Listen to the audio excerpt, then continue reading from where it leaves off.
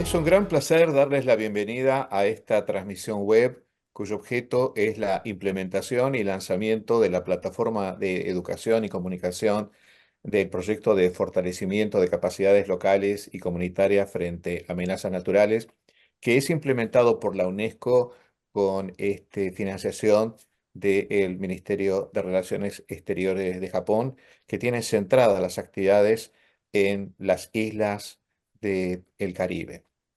Esta plataforma educativa cuenta con un curso en línea masivo, conocidos como MOOC, que se complementa con un ciclo de webinarios, a lo largo de cuyo objetivo la idea es analizar los vínculos entre las amenazas, la vulnerabilidad y los riesgos de desastres, con un enfoque centrado en las personas, de tal manera de aprender de las lecciones que ya se cuentan en el Caribe y de esta manera fortalecer las capacidades para un amplio público que comprende a tomadores de decisión, mandos medios, profesionales de los organismos encargados de la gestión de riesgo de desastres en los países, miembros de organizaciones de la sociedad, así como también miembros de las comunidades educativas, de las iglesias y también ciudadanos comprometidos en la mitigación del impacto físico y psíquico de las personas, especialmente debido a los momentos cuando deben enfrentar una amenaza natural, que es el objeto central de este proyecto. Un breve raconto nos muestra, como se muestra precisamente en la imagen, según el trabajo del profesor Tomlin de la Universidad de las Indias Occidentales, que se cuenta con antecedentes del impacto de los huracanes desde el año 1722, cuando impactó en la ciudad de Kingston y buena parte de la isla de Jamaica, pero que tal vez tiene un hito importante en el huracán que se desarrolló en el año 1780. En octubre de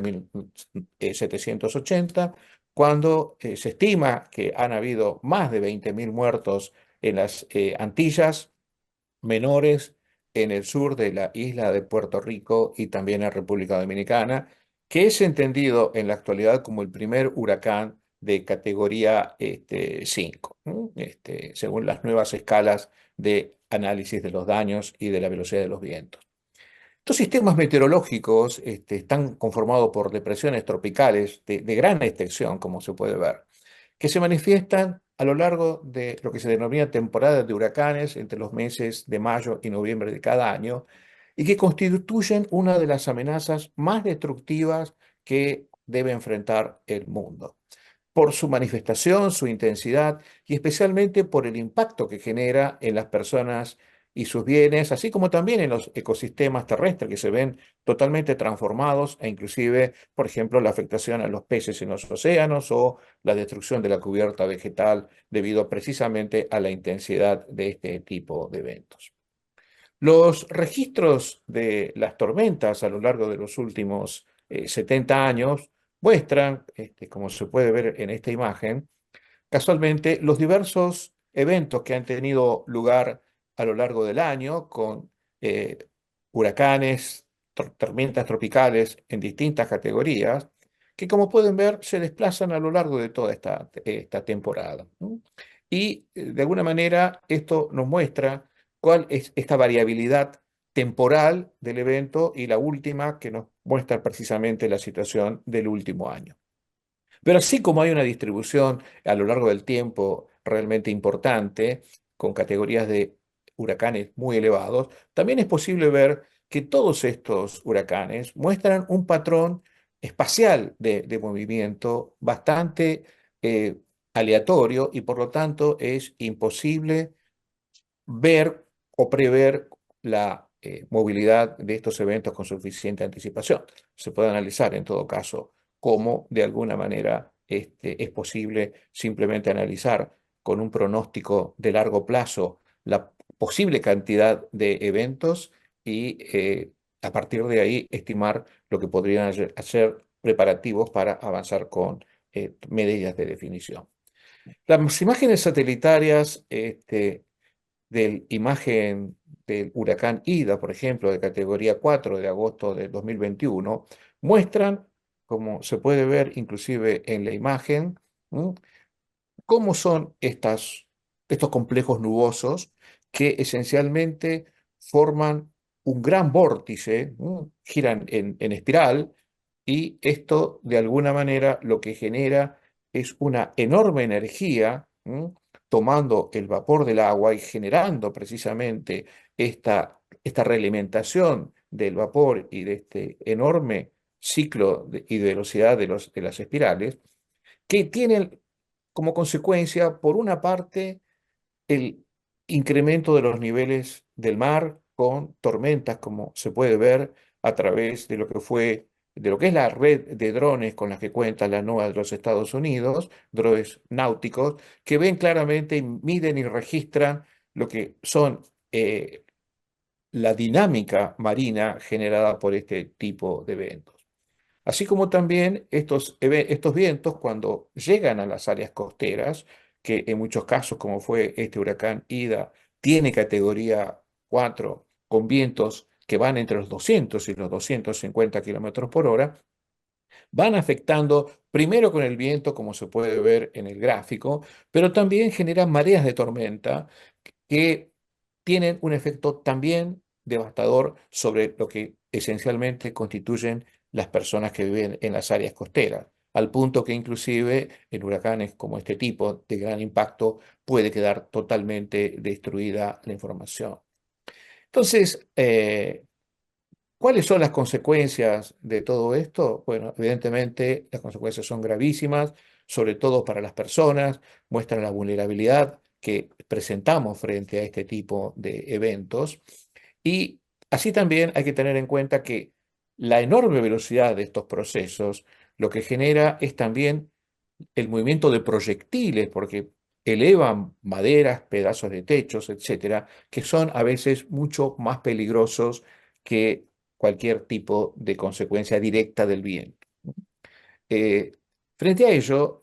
las autoridades han tomado definiciones muy concretas a lo largo de las últimas décadas que tratan esencialmente de definir un esquema de organización frente a lo que son estos problemas y, por una parte, buscan promover, por supuesto, la preservación de la vida de las personas, de las infraestructuras y, muy importante, del turismo, que es una de las actividades importantes del punto de vista socioeconómico para los países del Caribe, así como también la agricultura, como por ejemplo informaciones, como este caso de una playa en Barbados, donde se ven inclusive el área que podría llegar a ser impactada frente al huracán o se especifican dónde están las líneas de evacuación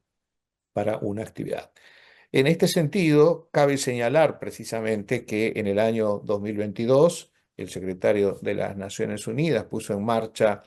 una nueva iniciativa que es la Acción para el Clima, mediante el cual se cuenta con el compromiso de contar con un sistema de alerta para todos, sea como se puede ver en la imagen, de la información que se recolecta con sistemas terrestres, la información que viene de los satélites y sobre todo la preservación de las personas, tratando de establecer claramente estrategias de sobrevivencia, pero como se puede ver en la imagen de la izquierda debajo, la clave es la información y la comunicación, ¿no? Y esto es un poco el objeto de este proyecto que busca enfatizar claramente estas dos dimensiones que son, por otro lado, las misiones que tiene la UNESCO dentro del sistema de Naciones Unidas, o sea, cómo verdaderamente se produce la diseminación de las alertas y, por supuesto, la comunicación, de tal manera que la gente se prepare precisamente para abordar este tipo de procesos y reducir el impacto.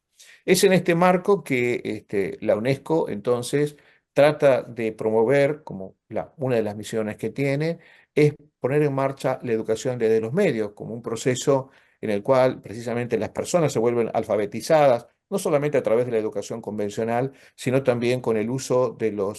la nueva formación vinculada a las redes sociales, el uso de celulares y las técnicas del impacto de mensajes provenientes de las redes sociales, precisamente porque esto permite llegar de una manera mucho más cercana para reducir precisamente el impacto de los desastres debidos a las amenazas naturales. Es en este marco entonces que tanto el curso en línea masivo que se lanza a partir de este evento como el ciclo de seminarios busca fortalecer entonces a las personas, sobre todo para apoyar las decisiones en los momentos más críticos, o sea, cuando está teniendo lugar un evento de este tipo y puedan verdaderamente contar con las herramientas y con la información que les permita establecer las mejores estrategias de autoprotección. Es en este marco, entonces, que queremos dar lugar a este webcast y en primer lugar quisiera efectuar una presentación de la doctora Selmira May, que nos acompaña. Selmira es formada en ciencias en la Universidad de la República en Uruguay, Montevideo. Cuenta con una maestría también en gestión y educación en Loughborough, en Reino Unido, y estudios sobre innovación y mejora de la educación en la Universidad de Michigan en los Estados Unidos. Es la encargada del área de educación para diversos países de América Latina, pero sobre todo es la coordinadora del grupo de gestión de la unidad de gestión de riesgos de la oficina de UNESCO en Montevideo y la directora técnica, la directora del proyecto que es objeto de esta presentación. Así es que para mí es un gusto y un placer presentar a una persona con la cual he tenido la oportunidad de trabajar durante muchos años y conocer, por supuesto, sus capacidades. Es un placer para mí presentarles entonces a Selmira. Bienvenida, Selmira. Gracias, Marcelo. Bueno, un placer saludarte a ti, saludar también a todos los que están y van a estar disfrutando esperemos, de esta charla que tenemos acerca de cómo empezar a presentar este proyecto. Creo que es como el lanzamiento de una serie, un ciclo de charlas sobre distintos aspectos de la gestión de riesgo que les vamos a estar compartiendo a lo largo de este año. Pero bueno, quizás si ya me das el piso, empezar a contar el cómo y el porqué de este proyecto, ¿no? Voy a pasar a compartir con ustedes lo que consideramos los aspectos destacados del proyecto, que tiene por nombre y por objetivo el fortalecimiento de las capacidades locales y comunitarias ante amenazas naturales en el Caribe. Como les comentaba Marcelo, es un proyecto que cuenta con el apoyo del gobierno de Japón y que, si bien se enfoca en 5 países del Caribe, que son Santa Lucía, San Vicente las Granadinas, las Bahamas, República Dominicana y Haití, tiene como gran objetivo, al finalizar el proyecto, poder compartir los resultados y los productos con las demás islas, estados miembros del Caribe, y más allá de este también, porque la problemática sabemos que no solamente afecta al Caribe, sino a otros varios territorios de nuestra región y fuera de la misma. Entonces, compartir cómo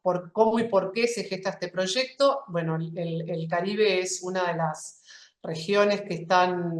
se ven más amenazadas por los impactos de los fenómenos extremos, meteorológicos, hidrológicos, y muy en particular, como es de conocimiento, las tormentas tropicales y huracanes. A partir de los últimos huracanes que impactaron en el Caribe, surge el interés de la UNESCO en poder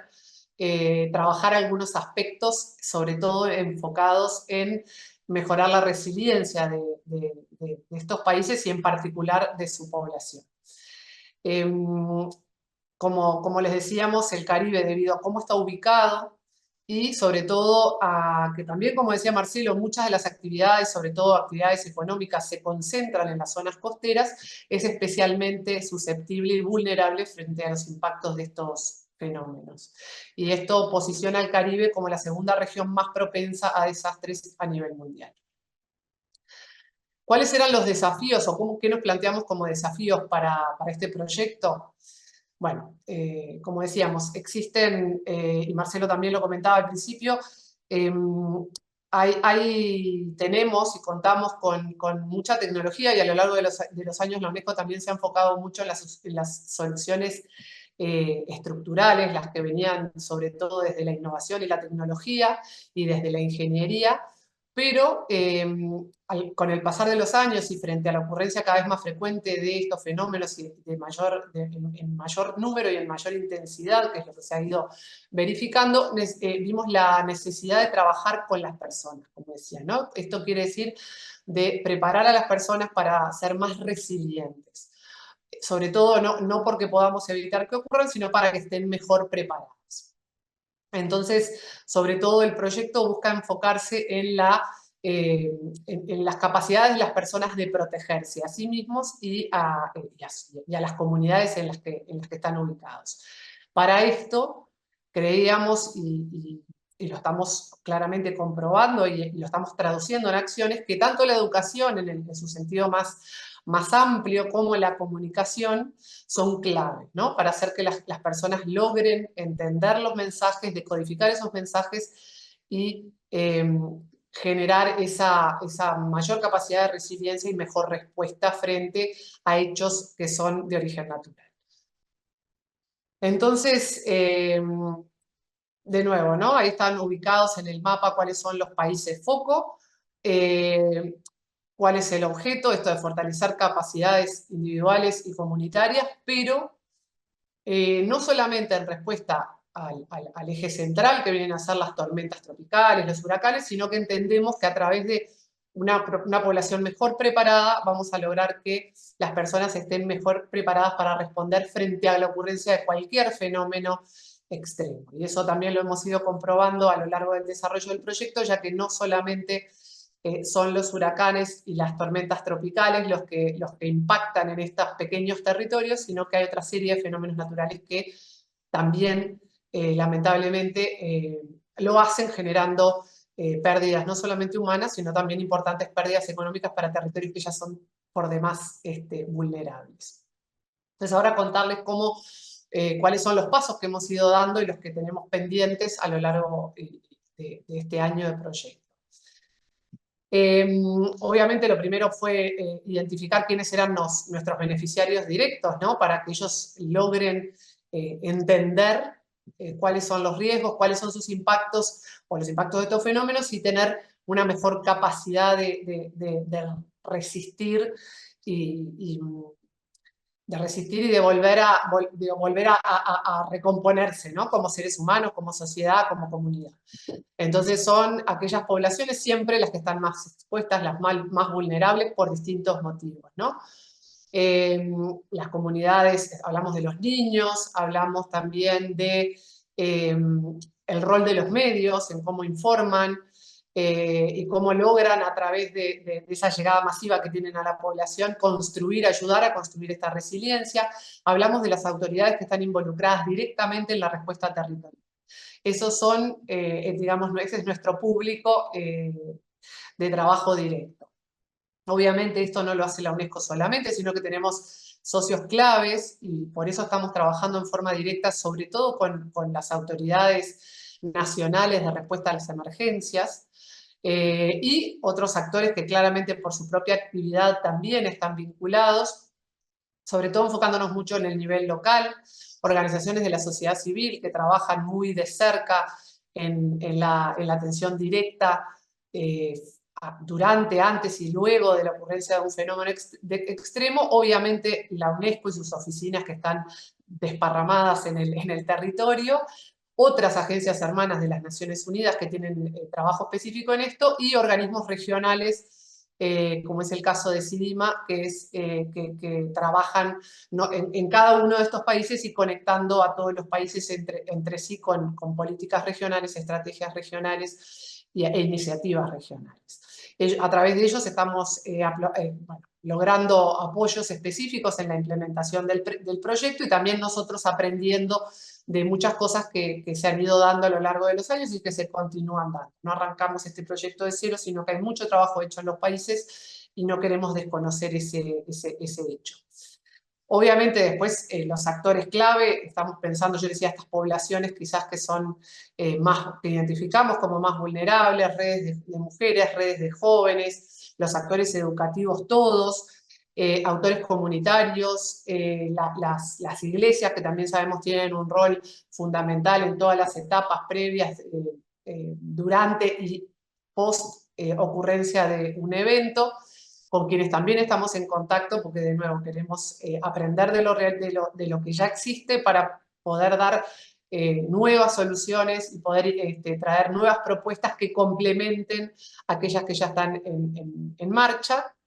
Y luego, obviamente, hay expertos en los que nos estamos apoyando para desarrollar el proyecto, en muchos de los desarrollos de productos e insumos en los que estamos trabajando, y sobre todo luego, una vez llegando ya a la finalización de la implementación, poder dar a conocer lo que se está haciendo. De nuevo, creo que lo dije varias veces, pero nos parece importante que el proyecto aporte cuestiones novedosas y que deje nuevos aprendizajes, y que esos aprendizajes se puedan compartir más allá del tiempo y del objetivo territorial del proyecto. Esto, para pasar a contarles que el proyecto tuvo una primera etapa que fue entender dónde estábamos parados, entender qué había, entender qué faltaba, saber qué tenía cada uno de los países en términos de el reconocimiento, el conocimiento de lo que significaban estos fenómenos extremos, cómo los impactaban, qué estrategias había, etcétera. O sea, una cantidad de lo que nosotros llamamos trabajo de campo, revisión de gabinete, que es un estado del arte, del conocimiento existente en los países,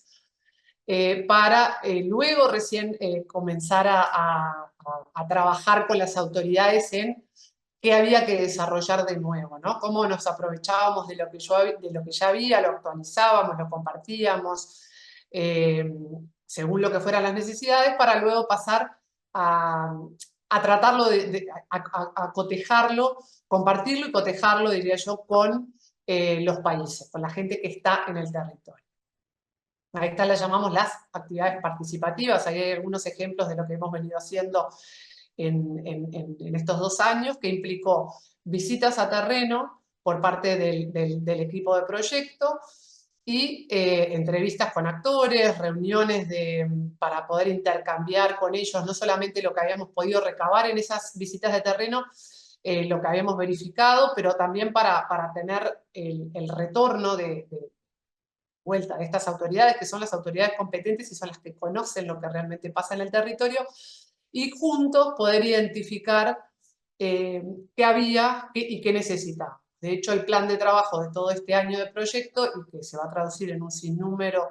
de insumos concretos, surge de una reunión en la que acordamos con cada uno de los países qué les faltaba, qué más necesitábamos saber, qué necesitaban las comunidades justamente para poder estar mejor preparadas. Así que nos parece importante destacarlo porque el proyecto es un proyecto que ha tenido mucho ida y vuelta y que reconoce el trabajo realizado por los países y se sostiene en eso también. Digamos que el tercer paso es esta identificación de experiencias y lecciones aprendidas que vamos a ir documentando y que se van a traducir, como les decía, en un sinnúmero de productos que tienen que ver con recomendaciones de política para poder alimentar las estrategias de país, los planes, etcétera, de cómo deberían reorientar o sostener sus políticas públicas tendiendo a esa resiliencia, esa mejor resiliencia de las personas y de sus comunidades. Una serie de seminarios web que es muy amplia, que ahora vamos a pasar a contarles y que surge con este ida y vuelta que yo les comentaba. El desarrollo de un curso en línea masivo y abierto, que nos lo dijo Marcelo al comienzo del webinario, y que tiene que ver con esta posibilidad de masivamente llegar a un público masivo, valga la redundancia, porque entendemos que debemos dejar un piso de conocimiento para que todos aquellos que estén interesados o que estén de alguna manera vinculados a la gestión de riesgos puedan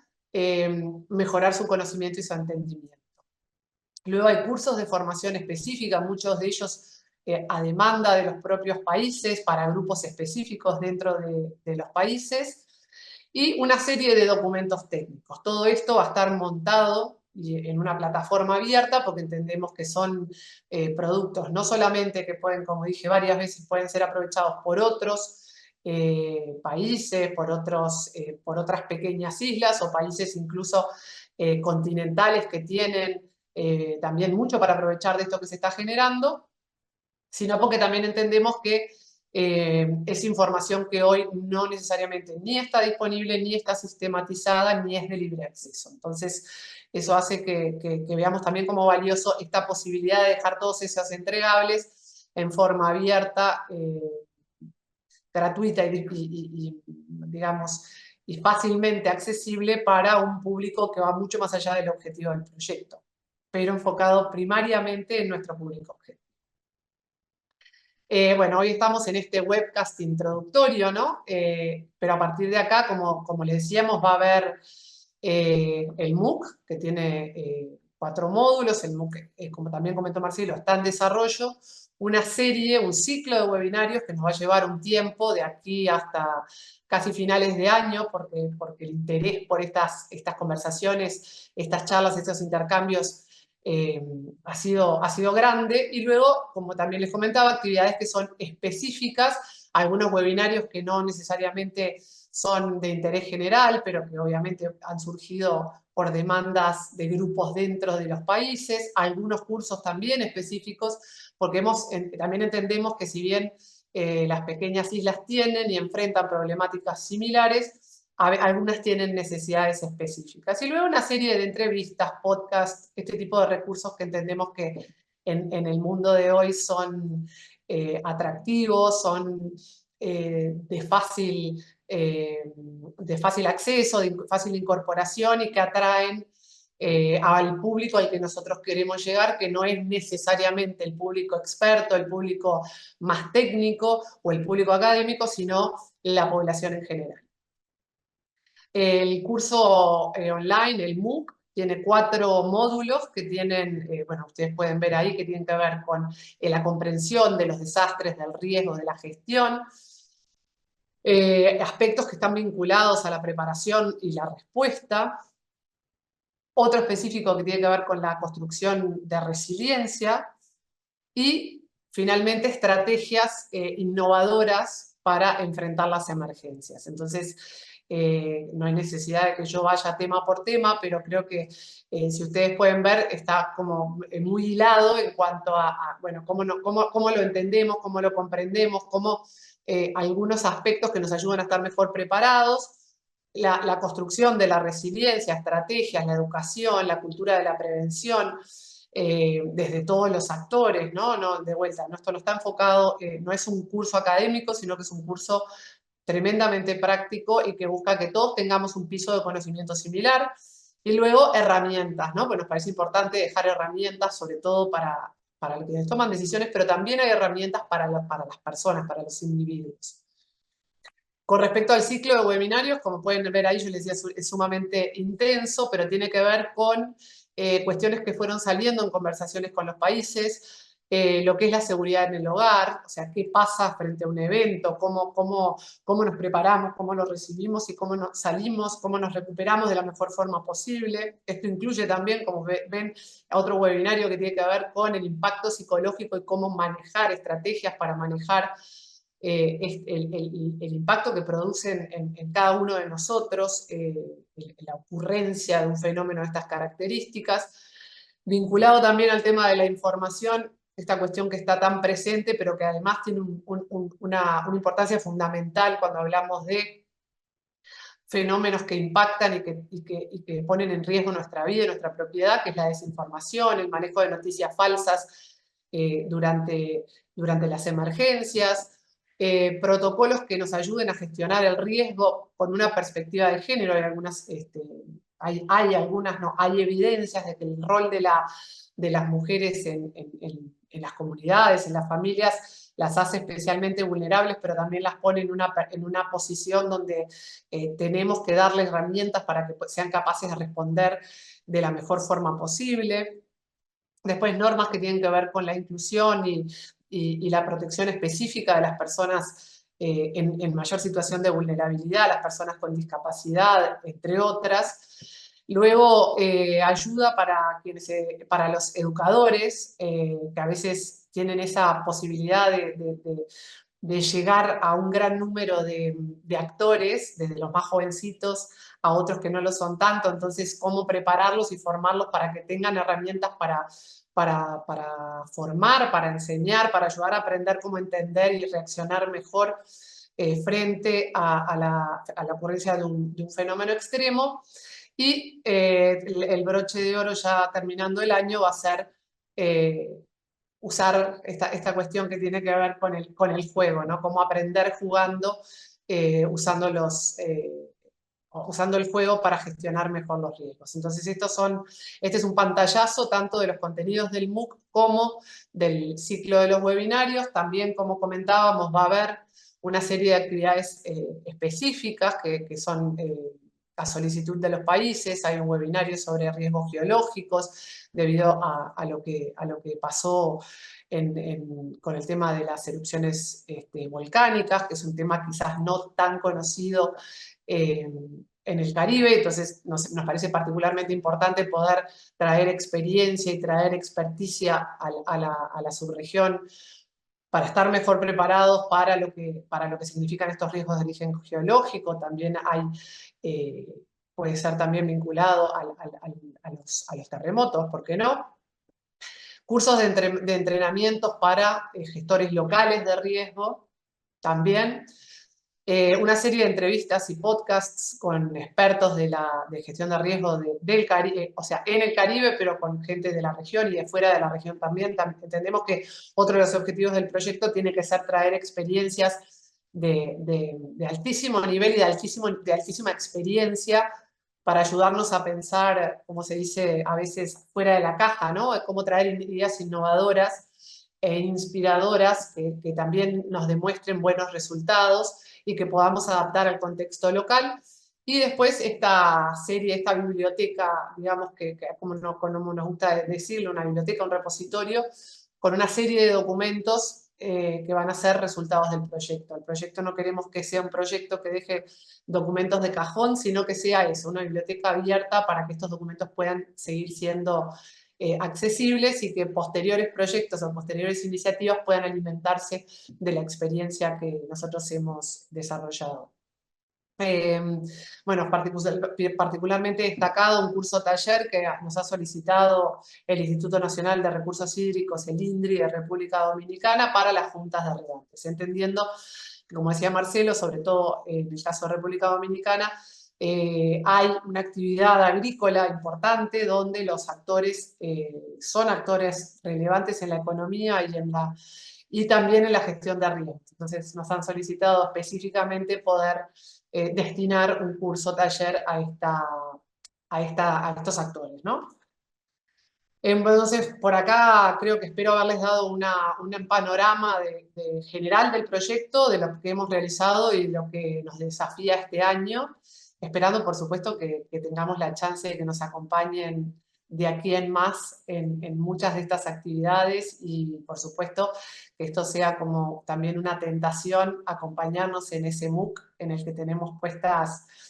muchísimas expectativas porque entendemos que es algo innovador.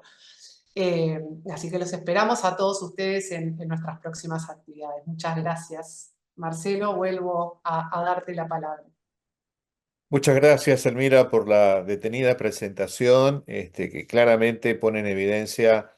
como se mencionó al principio, un proyecto centrado en las personas. Y creo que también has enfatizado que buena parte de las personas a las cuales nos referimos en este proyecto corresponden a los niños, que son una prioridad, las personas mayores, las mujeres con esos temas de cuestión de género que has mencionado, y sobre todo también las personas mayores con distintos niveles de discapacidades, por lo cuanto no siempre para ellos es fácil tomar decisiones cuando uno está enfrentando una situación crítica. Entonces, creo que este proyecto, como se ha presentado claramente, aborda una nueva dimensión centrada en las personas, que por otro lado se basa en la educación, la comunicación, enfocado en el tema de los medios, que sin duda es una de las nuevas aproximaciones, ¿no? O sea, todos sabemos, los chicos no escuchan radio, casi ya ni ven televisión, hoy son todas transmisiones vía streaming o redes sociales en los celulares, por lo tanto, a mí me parece extremadamente valioso que el proyecto se centre en esta dimensión.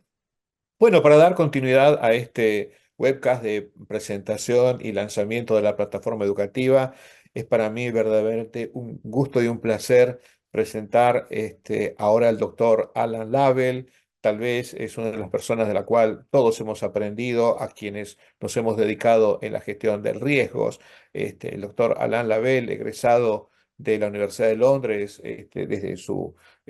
bachiller en ciencias, en geografía económica, hasta su doctorado en la misma especialidad,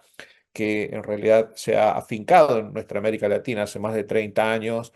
viviendo en Costa Rica y desarrollando buena parte de su actividad. Él es un experto reconocido con, como mencionaba, 30 años de experiencia. Actualmente es el secretario de investigaciones de Flaxo, en Centroamérica, y ha sido uno de los propulsores de la organización no gubernamental La Red y de la red Desinventar, que casualmente tiene que ver con los primeros trabajos que se han desarrollado para sistematizar toda la información. Es entonces para mí un gusto presentar al doctor Alan Labelle, que la idea es que nos dé un posicionamiento sobre verdaderamente el tema de la gestión de los riesgos de desastres en el mundo, las nuevas aproximaciones que vienen en esta dirección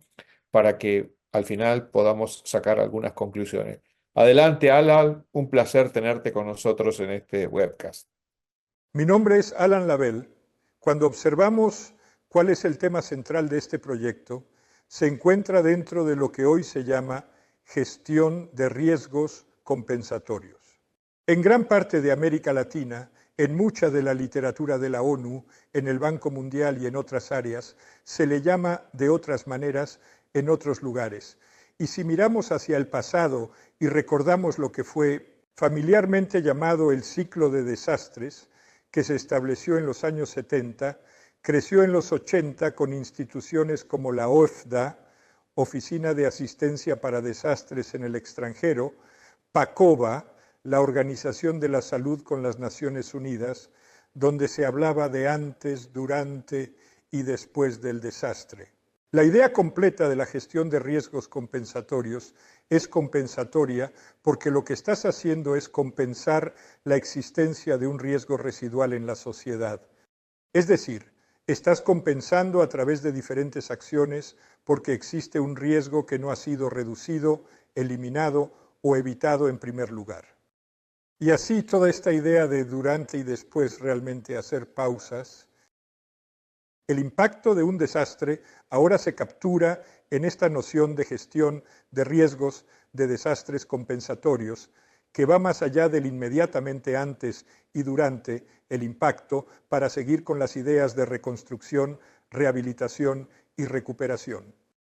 Y ahora la construcción de resiliencia y la protección de la adaptación social de manera efectiva. En consecuencia, toda esta noción de después o muy cerca del impacto, con eso quiero decir el periodo previo cuando se anuncia un evento, pero aún no ha ocurrido de manera significativa y considerablemente. Hay toda una serie de actividades que tienen lugar y que llamamos preparación en términos de planes de respuesta, sistemas de alerta temprana y ahora lo que se llama acción temprana o acción anticipatoria, etc. Están todos dentro de lo que llamamos gestión de riesgos compensatorios y es lo que tenemos que tener porque no hemos logrado controlar, reducido o controlado el crecimiento del riesgo de desastres en la sociedad estructural. Es decir, hemos construido hospitales deficientes, hemos puesto hospitales en lugares incorrectos, hemos construido nuestras carreteras mal. Dominica sufrió una destrucción masiva durante los huracanes de 2017 porque no se incluyó el riesgo en el principio de construir infraestructura vial y portuaria y de vivienda, etc. Y así, cuando miramos este tema de cerca y después del impacto del desastre y reconstruimos la secuencia, tendemos a encontrar lo que podemos llamar nuevos actores en el escenario. Cosas que no existían en las nomenclaturas, en nuestro proceso de pensamiento hace 40 años, 30 años, pero que debido a las circunstancias asociadas con los desastres y se han incluido cada vez más. Así, originalmente estábamos con la preparación, incluyendo la alerta temprana, con la respuesta humanitaria, la rehabilitación y la reconstrucción. Hoy en día tenemos preparación, incluyendo la alerta temprana. Tenemos una respuesta humanitaria inmediata, pero antes de eso tenemos lo que llamamos acción anticipatoria. Y luego En lugar de reconstruir, ahora tenemos recuperación, que es cualitativamente diferente. La construcción de resiliencia, que es algo de este siglo, no estaba en los libros antes de principios de los 2000, cuando la resiliencia entró en las terminologías y nociones asociadas con la recuperación, con el desastre y todo el tema de la construcción de resiliencia y la adaptación y protección social son cosas muy recientes y han crecido debido a lo que hemos descubierto sobre los desastres. Entonces, si tomamos, por ejemplo, toda la idea de la acción temprana, la acción anticipatoria, que está siendo promovida ampliamente por muchas instituciones en todo el mundo, impulsada mucho por los alemanes en un momento y por otros en otros momentos, lo que básicamente está en juego es una continuidad de la alerta temprana,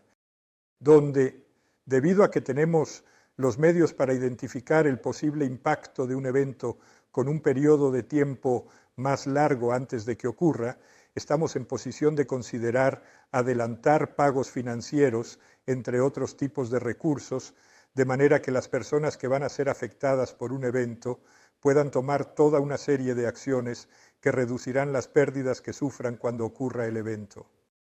Anteriormente, esto no era posible porque el periodo de tiempo para anunciar un evento próximo probablemente no era suficiente.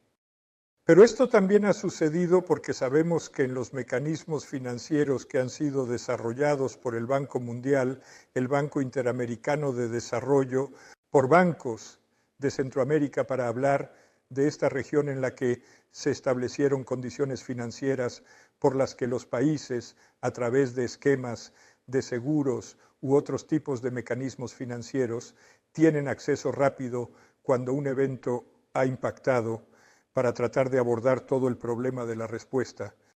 Entonces, esta acción anticipatoria, que ahora sigue a la alerta temprana, es como una respuesta a ese tipo de mecanismo financiero proporcionada porque somos capaces de hacerlo, porque ahora sabemos con más tiempo de antelación que un evento va a ocurrir. Y lo que quiero decir con esto es que esta es un área altamente compleja en la que existen múltiples etapas diferentes que requieren diferentes recursos, diferentes capacidades, tienen diferentes objetivos, pero de alguna manera u otra están todas relacionadas entre sí. En consecuencia, si con la alerta temprana, informando a las personas que un evento va a ocurrir afectando a personas específicas, si de hecho podemos desarrollar esa capacidad y sobre esa base animar a las personas a salir de las áreas de máximo peligro, aunque sea temporalmente, hacia refugios o lo que sea, si pueden mover sus bienes en cierta medida y protegerlos, si pueden asegurar sus casas para protegerlas de los huracanes, etc. Entonces, de manera inevitable, esto va a influir en el tipo y nivel de apoyo requerido y, por lo tanto, cuando se implementen los mecanismos de acción anticipatoria. Cuanto más reduzcas el riesgo residual con sistemas de alerta temprana anticipatorios, menos acciones anticipatorias supuestamente tendrías que tomar y, en consecuencia, la respuesta humanitaria sería un esquema mucho más fluido que no requeriría el mismo nivel de atención que le damos hoy en día, precisamente porque existe tanto riesgo residual en la sociedad que no está realmente convincente. Se han reducido lo suficiente como para que las personas se sientan más seguras o para estar en condiciones más seguras. Y, por supuesto, el nivel de daño que sufre una sociedad durante un evento determina lo que sucederá con la rehabilitación, recuperación y reconstrucción. Si puedes evitar al máximo, a través de sistemas de alerta temprana y acciones anticipatorias y otros procesos, la existencia de riesgos, entonces obviamente tu reconstrucción, recuperación y otras fases de construcción de resiliencia serán considerablemente menos onerosas. Pero lo que ha sucedido es que el riesgo residual es extremadamente alto en muchos lugares, y el Caribe es uno de esos lugares donde la vulnerabilidad y la exposición a peligros son extremadamente altas, y los países del Caribe aparecen en las listas de países propensos a riesgos, muchos de ellos muy alto en la escala de propensión al riesgo. Y así, Lo que tenemos que aceptar con la preparación y la construcción de resiliencia es que es una medida que tal vez podamos llamar de alguna manera de último recurso. Es un último recurso al que desearíamos no tener que recurrir, pero debido a las condiciones sociales tenemos que hacerlo. Y por lo tanto requiere mucha atención, muchos recursos, mucha creación de capacidades, porque el hecho es que los desastres van a ocurrir. Y eso no es una opinión catastrófica negativa. El hecho es que hay tanto riesgo en el terreno hoy en día que es inevitable cuando ocurren eventos que ni siquiera son de naturaleza extrema, como Irma o María, como la gente en el Caribe sabe muy bien que incluso huracanes de menor intensidad, interactuar con sociedades que son muy altamente vulnerables y también muy altamente expuestas, sufre niveles inmensos de riesgo, mientras que las sociedades que están mejor construidas para soportar la tensión asociada con los peligros sufren menos. Recientemente hubo un terremoto de 7.4 en Taiwán, el más fuerte en 25 años, y la cantidad de daños asociados con muertes fue relativamente mínima. Creo que escuché en el último informe que 6 personas murieron, los edificios fueron afectados, pero el impacto general en la economía no se compara con lo que sucedió en Haití en 2010, con un terremoto de menor magnitud que el de Taiwán. Sabemos que la vulnerabilidad y la exposición son cosas críticas. Así que eso trata con lo que llamamos y estamos llamando hoy en día acciones, estrategias o principios de gestión de riesgos de desastres compensatorios. Manejar el riesgo residual, es decir, el riesgo que debido a la intervención del Estado, del sector privado o de la sociedad civil no ha sido reducido o se ha permitido que crezca y por lo tanto existe como un componente residual y debe abordarse a través de estas estrategias de alerta temprana, poco después, inmediatamente después o durante un periodo de tiempo más largo después, que he expuesto en la primera parte. Gran parte de la concentración en la respuesta a desastres proviene de hace mucho tiempo y está, de alguna manera, muy interrelacionada con lo que era el paradigma interpretativo asociado con los desastres. Y esto se capturó en este término que la ONU ha estado tratando de eliminar durante años, pero que la gente persiste en usar: desastre natural.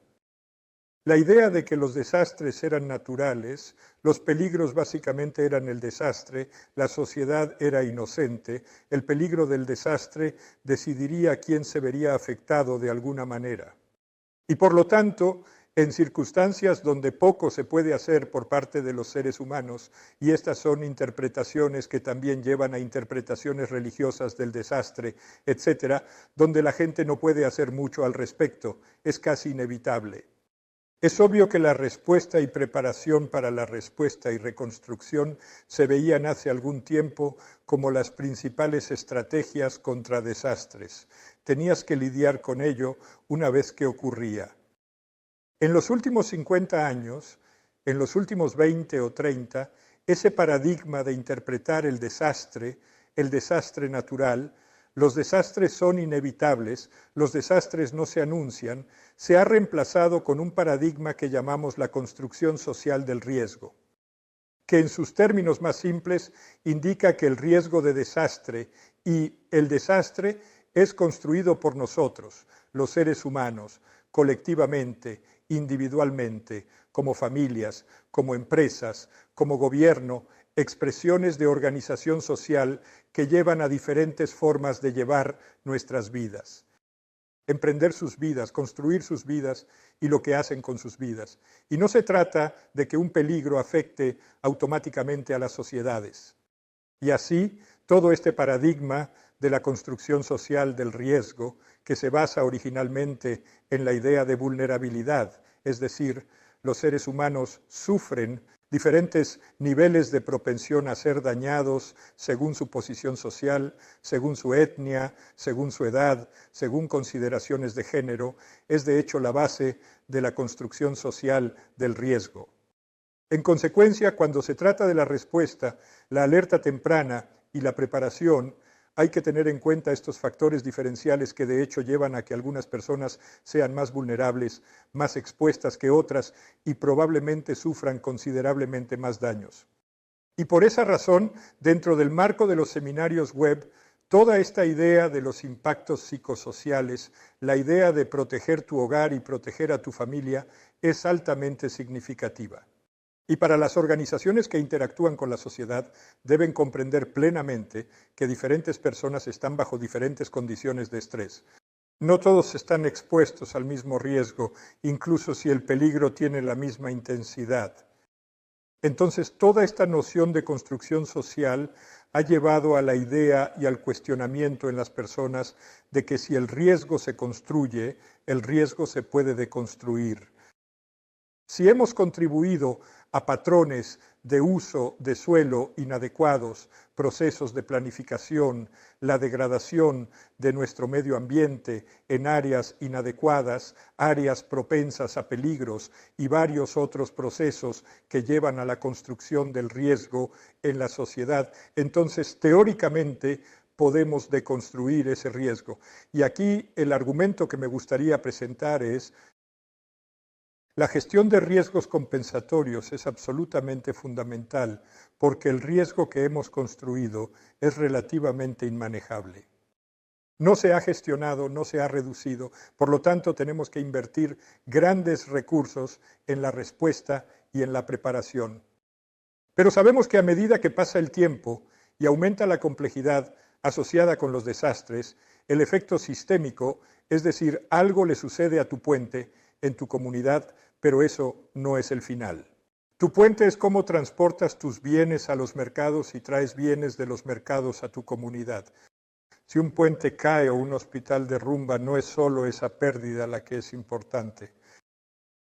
Es la pérdida lo que genera cosas locales, nacionales y hasta internacionales. Y gran parte del riesgo sistémico asociado con la destrucción de algunas instalaciones en alguna parte del mundo afecta lo que sucede en otras partes del mundo. Para tomar un ejemplo cercano a nosotros, el Canal de Panamá hoy en día funciona a menor capacidad porque la cuenca de agua que suministra el agua para el canal se está secando. Por lo tanto, los barcos no pueden cruzar el canal. Eso afecta a todos los países que reciben mercancías en barcos que pasan por el canal del Pacífico al Atlántico o del Atlántico al Pacífico.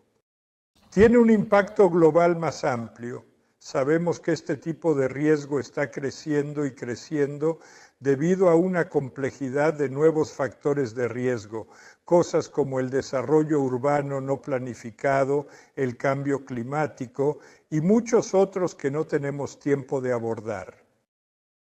Pero la conclusión singular es que el riesgo de hecho está creciendo y tenemos que hacer algo al respecto.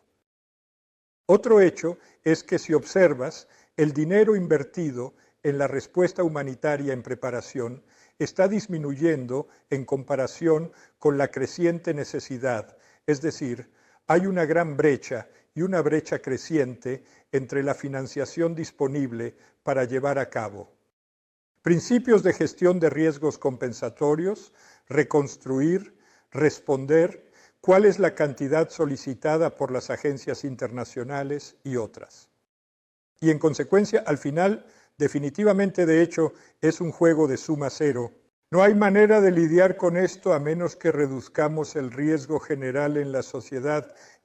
ante la ocurrencia de eventos. Pero mucho de lo que se considera financiamiento para la respuesta humanitaria, algunas personas lo ven como dinero que compite con, o al revés, que el dinero para la prevención y mitigación de riesgos de desastres, lo que llamamos gestión de riesgos de desastres correctiva y prospectiva, es visto por algunos como competidor de los recursos humanitarios. Y es obvio que los recursos humanitarios prevalecerán debido al imperativo político, humano y ético de responder a los desastres. El riesgo creciente en la sociedad no se atiende bien, no se destinan fondos ni inversiones.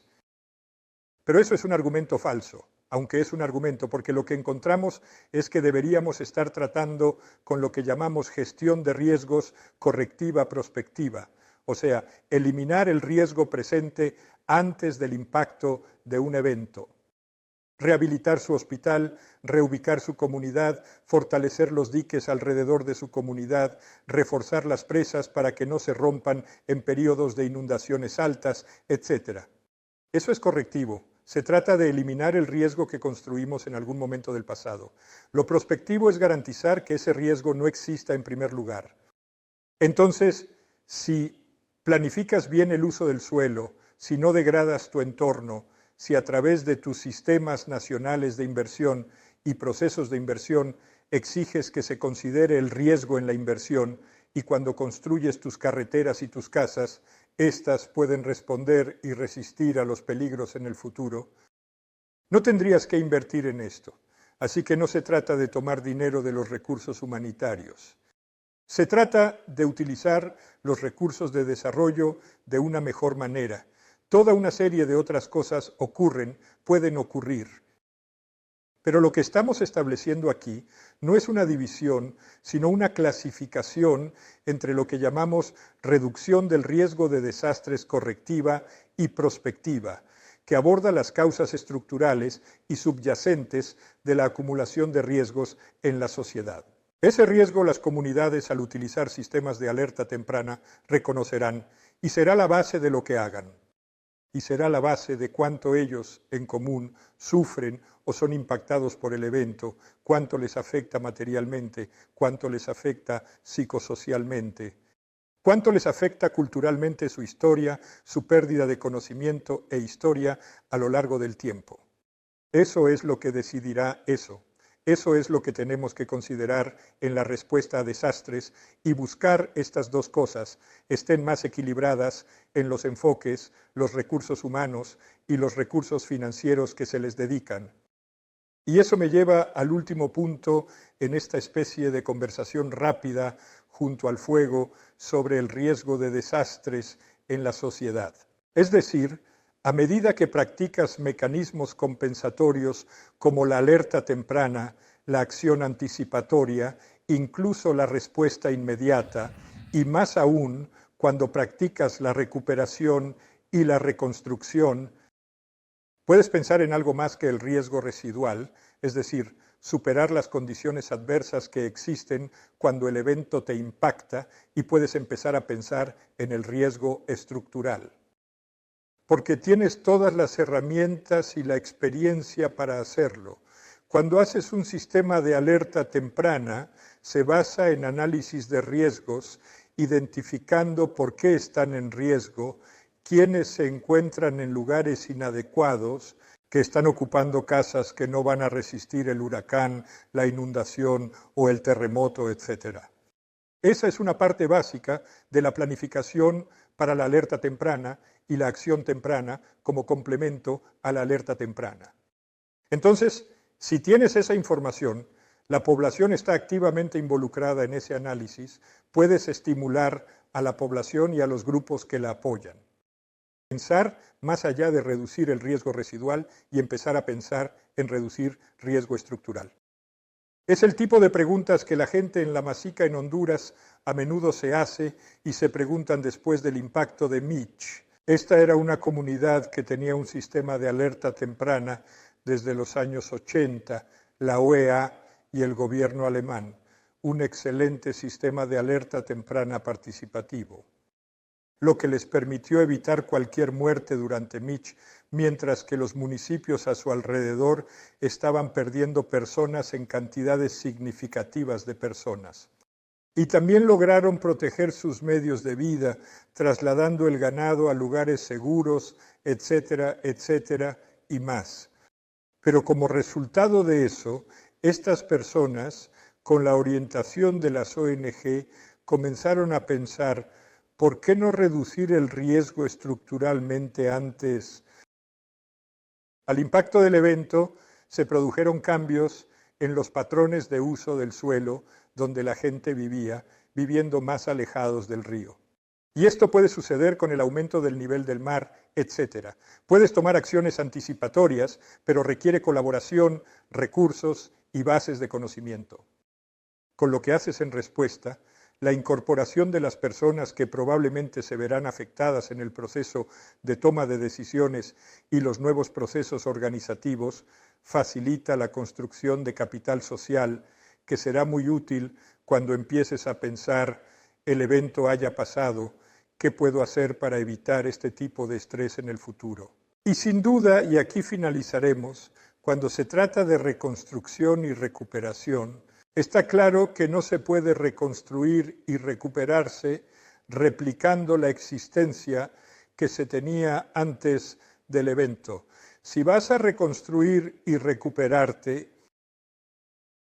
en que existías antes con las mismas condiciones, entonces puedes esperar que el próximo gran evento cause el mismo tipo de daño.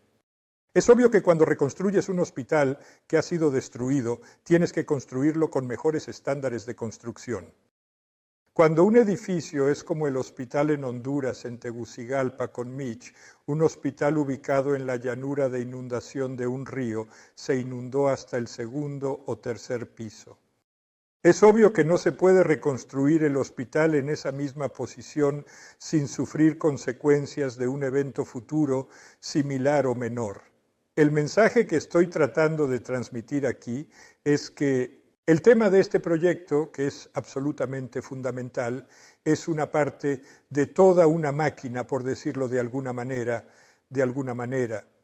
Es una parte de esta máquina que llamamos gestión del riesgo de desastres, que tiene diferentes modalidades: gestión de riesgos correctiva, gestión de riesgos prospectiva y gestión de riesgos compensatoria.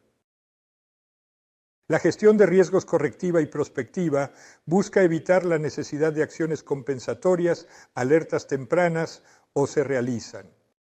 Pero también podemos considerar estos mecanismos de alerta temprana y respuesta o mecanismos compensatorios para integrarlos a través de una planificación adecuada y un pensamiento estratégico. Acciones que estimulan a reflexionar y finalmente les dan recursos para abordar el riesgo que enfrentan, y ambos tienen que trabajar juntos. No podemos trabajar en el futuro solo con mecanismos de compensación, porque los mecanismos de compensación que necesitamos van a crecer y crecer en el futuro si las predicciones sobre el cambio climático son ciertas.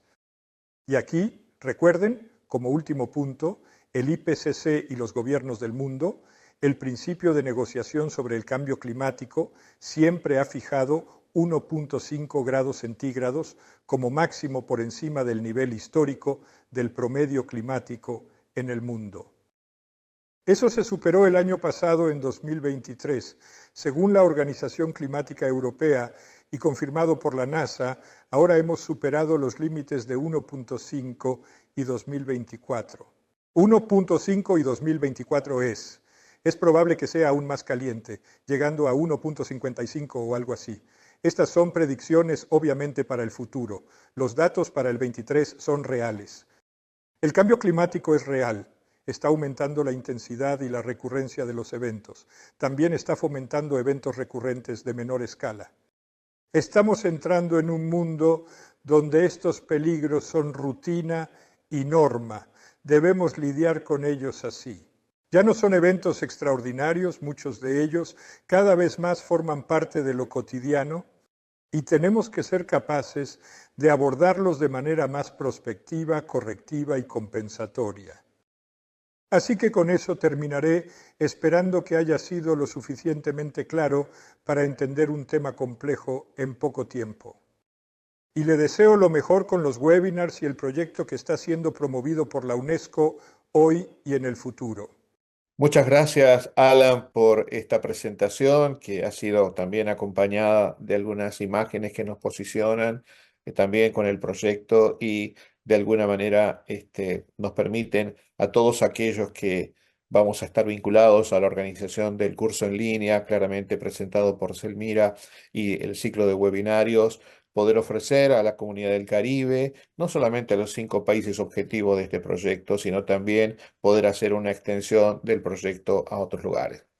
Y no es menos importante mencionar que los cooperantes, en este caso el gobierno de Japón, también nos ha invitado a que parte de nuestras actividades puedan ser comparadas y extrapoladas, inclusive a otras áreas del mundo que son sujetas y objeto de desafíos para la gestión de riesgos, como es el caso de los tifones, precisamente en el mar del Japón, en el mar de la China, y también para otros países que no necesariamente tienen que ver con huracanes, pero que van a encontrar seguramente en la rica dis- disponibilidad de elementos de formación y de capacitación, eh, cómo abordar verdaderamente estos desafíos que implica la gestión de riesgo y especialmente de las tormentas tropicales y los huracanes. Y simplemente para cerrar, quisiera mencionar que parte de nuestro equipo, que como quisiera mencionar, que tiene un absoluto enfoque transdisciplinario, algo no tan frecuente en este tipo de proyectos, barriendo desde las ciencias tecnológicas hasta las ciencias sociales y del comportamiento, algo, no, insisto, no solamente, no siempre frecuente en los cursos de formación de capacidades, nos es muy importante porque en esta temporada del año 2024 se ha previsto ya por parte de la Universidad de Colorado, a través de su centro de huracanes y la propia organización de los Estados Unidos que se encarga de hacer los pronósticos del año, que vamos a tener un 2024 extremadamente activo, donde se esperan un incremento sensible de la cantidad de eventos, donde inclusive se esperan una buena cantidad, más de 30 eventos de importancia mayor, ya categoría de huracanes. Por lo tanto, creemos que este curso verdaderamente centrado en las personas va a abordar unos desafíos que esperemos que no tengan lugar como se prevé en este año, pero si fuera así, que también podamos brindar herramientas actualizadas y casi en tiempo real para quienes deban enfrentar este tipo de desafíos y sobre todo preservar la vida y confiar en que cada una de las personas en sí misma pueda contar con herramientas sobre cómo verdaderamente acordarse. A veces la falta de información hace que las personas tomen decisiones incorrectas porque tal vez el mensaje no llegó en tiempo o el mensaje fue incorrecto. Tener precisión en el mensaje y saber cómo interpretarlo y tomar las propias decisiones es el objetivo de este proyecto y creemos que precisamente vamos a abordar a lo largo de todo este menú de opciones que ha presentado Selmira cómo abordar. Para mí ha sido un enorme placer dar una presentación junto con estos exquisitos expositores en el proyecto. Los invitamos, como ha indicado Selmira, a que se sumen a nuestro curso en línea, que por favor atiendan y vean estos webinarios, que son webinarios cortos de no más allá de 40 minutos, que los vamos a hacer probablemente con una frecuencia de una o a lo sumo 2 veces por mes, es 1 hora al día al que uno puede dedicar a estos temas, pero como presentó Selmira, hay temas que no siempre son abordados y que es muy importante tenerlos en cuenta porque más allá de ir a las políticas públicas, nos centramos en las personas y cómo ayudarlas a sobrevivir y autoprotegerse. Ha sido un gusto y los veo muy prontamente. Muchas gracias.